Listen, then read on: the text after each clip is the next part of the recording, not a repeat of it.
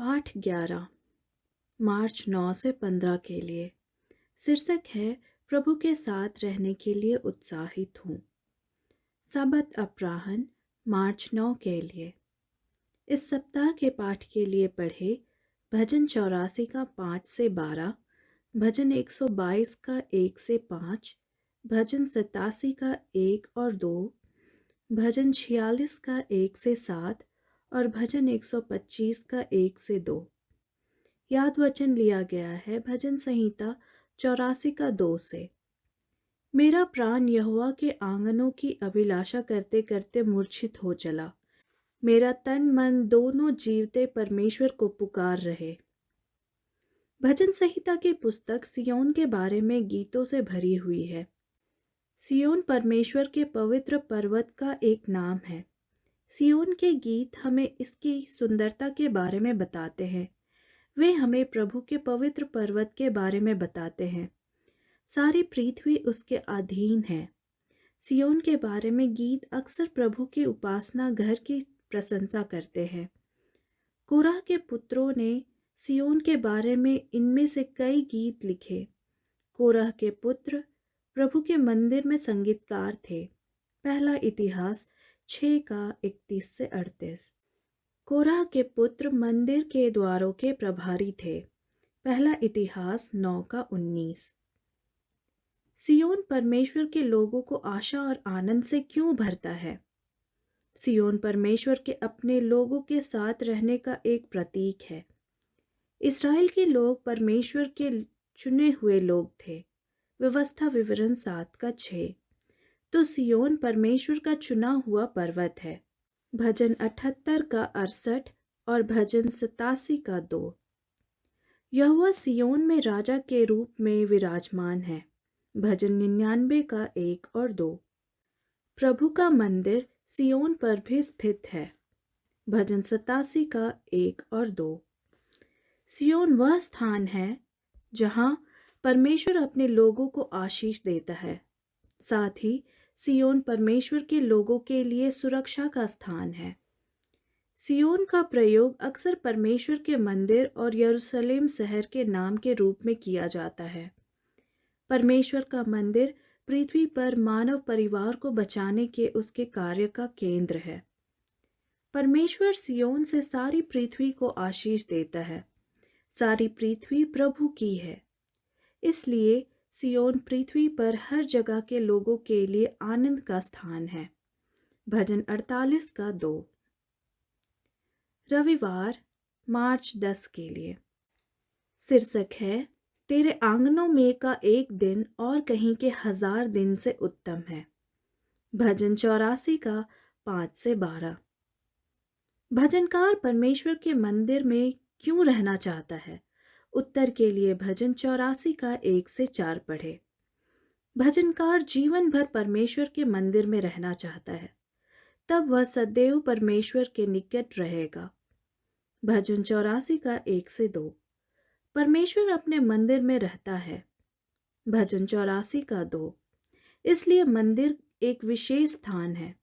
मंदिर में परमेश्वर के लोग प्रभु की सुंदरता देख सकते हैं। पढ़े भजन 27 का 4 और भजन 63 का 2।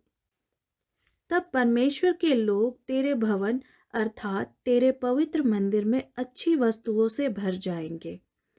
भजन 65 का 4। भजन 84 में लोग खुश हैं क्योंकि उनका परमेश्वर के साथ रिश्ता है। वे उसकी स्तुति करते हैं। भजन 84 का 4। क्योंकि परमेश्वर अपने लोगों को शक्ति देता है। भजन 84 का 5। इसलिए लोग उस पर भरोसा करते हैं। भजन 84 का 12। लोग परमेश्वर के मंदिर में उसकी उपासना करने और अन्य लोगों के साथ संगति करने के लिए आते हैं। परमेश्वर अपने मंदिर में रहता है। इसलिए उसके लोग उसके राज्य को बेहतर ढंग से समझते हैं। उन्हें अनंत जीवन की भी बेहतर समझ है। आशीष पाने के लिए परमेश्वर के मंदिर में और कौन आ सकता है? उत्तर के लिए भजन 84 का 5 से 12 पढ़े। परमेश्वर अपने मंदिर से अपनी आशीष की वर्षा करता है। सबसे पहले परमेश्वर उन लोगों को अपनी आशीष देता है जो उसके मंदिर में उसकी सेवा करते हैं। भजन 84 का 4। तब परमेश्वर उन यहूदी यात्रियों पर अपनी आशीष बरसाता है जो उसके मंदिर की ओर जा रहे हैं। भजन 84 का 5 से 10। अंततः परमेश्वर की आशीष पृथ्वी पर हर जगह के लोगों को मिलता है। जो लोग सियोन की यात्रा करते हैं वे परमेश्वर से उसके मंदिर में मिलने की उम्मीद करते हैं। यह आशा उनके विश्वास को मजबूत बनाती है। भजन 84 का 7। जब परमेश्वर के लोग उसके मंदिर को छोड़ते हैं तो वे परमेश्वर से मिलने का अनुभव अपने दिलों में घर कर जाते हैं। यह अनुभव उन्हें पवित्र जीवन जीने में मदद करता है। भजन 84 का 11। लोग हर समय पवित्र जीवन जीने का प्रयास करते हैं ताकि वे फिर से परमेश्वर के मंदिर में प्रवेश करने के योग्य हो सके। भजन 15 का 1 से 2। भजन 84 का 11 में हम यह भी देखते हैं कि भजनकार परमेश्वर की तुलना सूरज से करता है। प्रभु की आशीष उसके मंदिर से उसी तरह चमकती है जैसे सूर्य की किरणें पृथ्वी के छोर तक चमकती है। भजन 84 का 11।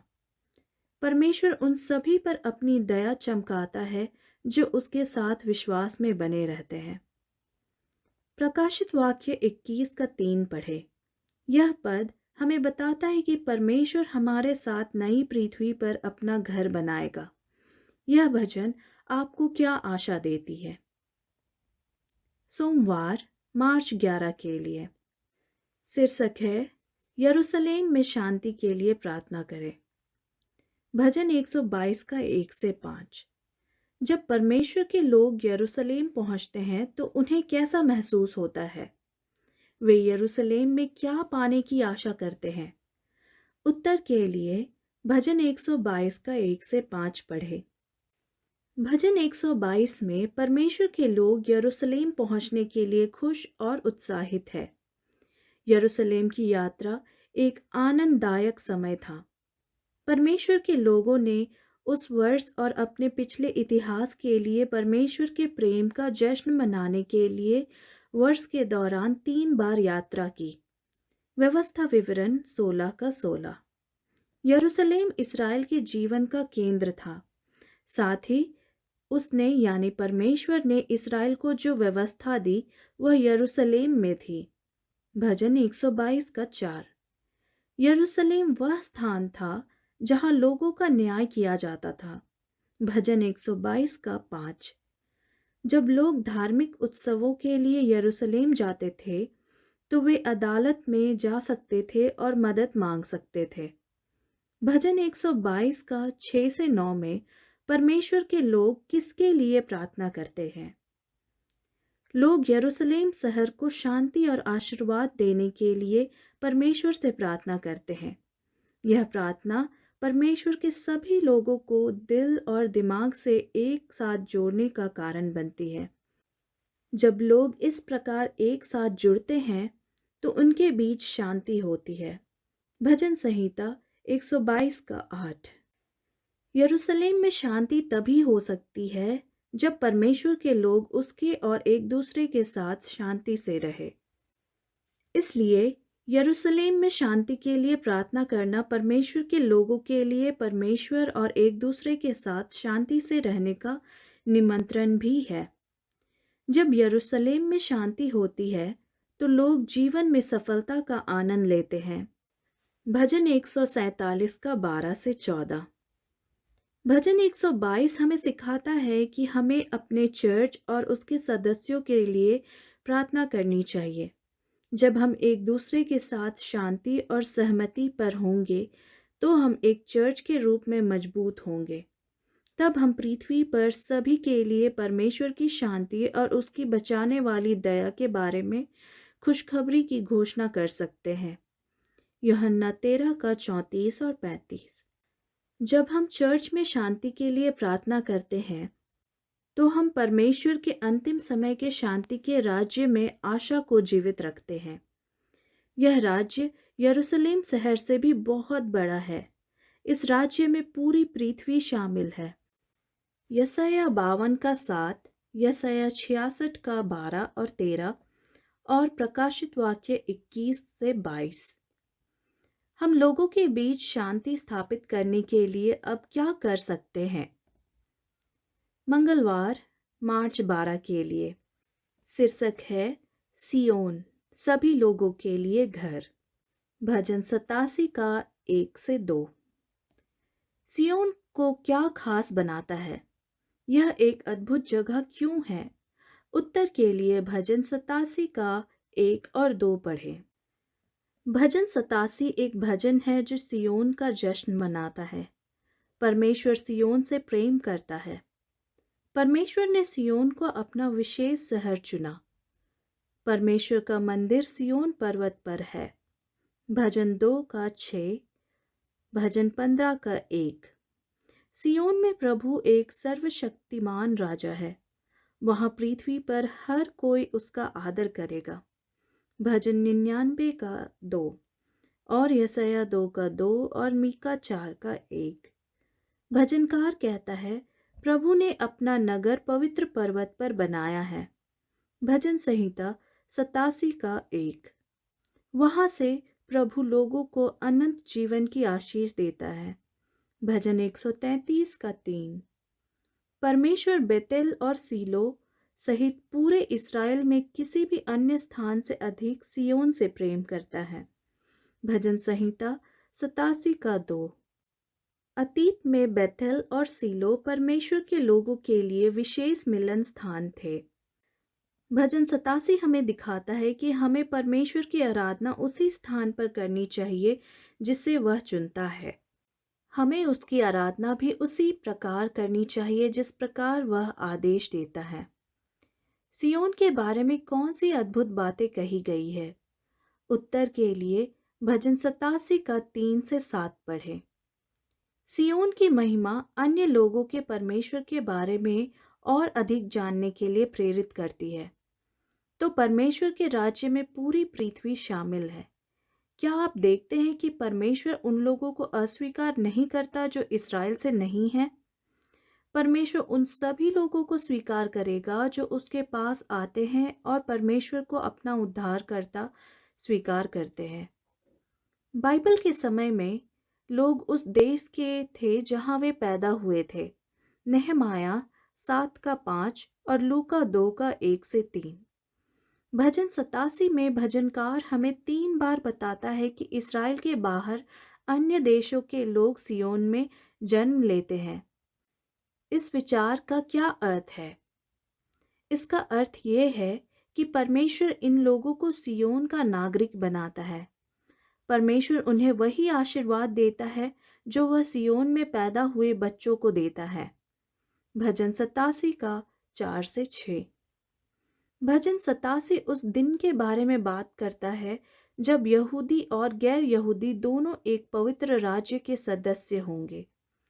रोमियो 3 का 22, रोमियो 10 का 12 और गलातियों 3 का 28 और 29 भी पढ़ें।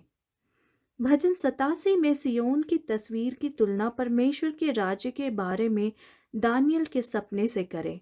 दानियल 2 का 34 और 35, 44 और 45 भी।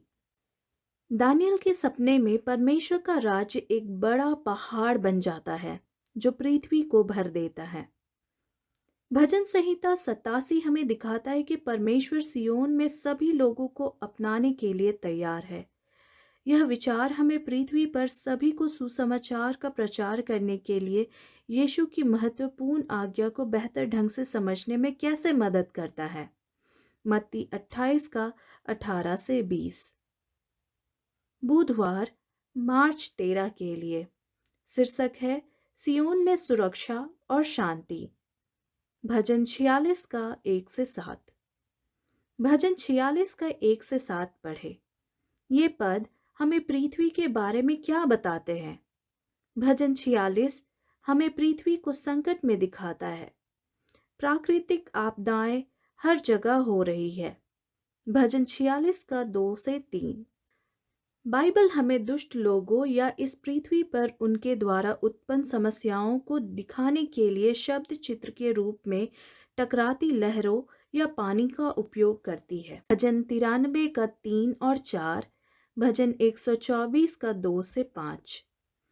भजन 46 में हम एक ऐसे समय के बारे में पढ़ते हैं जब राष्ट्र यानी लोग समूह भय से कांप उठेंगे और राज्य गिर जाएंगे। जो लोग डरते और गिरते हैं वे परमेश्वर को नहीं जानते। परमेश्वर उनके साथ नहीं रह रहा है। हम कैसे जानते हैं? उन्हें कोई शांति नहीं है। जब परमेश्वर अपने लोगों के साथ होता है तो उन्हें शांति मिलती है। भजन संहिता 46 का 4 और 5। पृथ्वी पर लोग परमेश्वर को अस्वीकार कर सकते हैं, लेकिन परमेश्वर उन्हें नहीं छोड़ता या उन्हें अस्वीकार नहीं करता। हाँ, इस धरती पर चीजें बहुत खराब हो सकती है, लेकिन हम इस जीवन में आशा रख सकते हैं क्योंकि परमेश्वर हमेशा हमारे साथ है। प्रभु हमारी सुरक्षा का स्थान है। वह सिय्योन को शांति देता है और उसे एक सुरक्षित स्थान बनाता है। पृथ्वी पर लोग लड़ सकते हैं और युद्ध में जा सकते हैं, परंतु परमेश्वर के लोग सुरक्षित हैं। शांति एक ऐसा उपहार है जो केवल परमेश्वर ही दे सकता है। वह यह उपहार अपने भरोसेमंद बच्चों को देता है। जब हम पूरे दिल से परमेश्वर पर भरोसा करते हैं तो परमेश्वर हमें शांति दे सकता है और युद्ध या भयानक तूफान के बीच हमें सुरक्षित महसूस करा सकता है। मत्ती 8 का 23 से 27 पढ़े। कोई आपसे पूछ सकता है, युद्ध और तूफान कब खत्म होंगे? क्या परमेश्वर लोगों को तब तक एक दूसरे को हानि पहुंचाते रहने देगा जब तक कि सभी नष्ट ना हो जाए?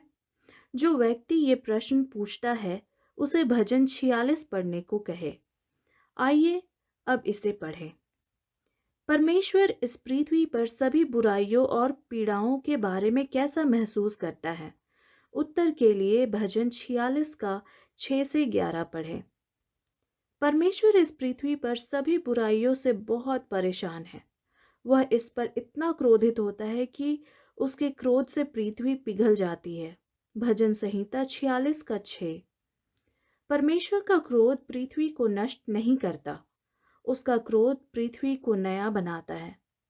परमेश्वर युद्धों को रोक देगा और उन दुष्ट उपकरणों को नष्ट कर देगा जो मनुष्य लोगों को हानि पहुंचाने के लिए बनाते हैं।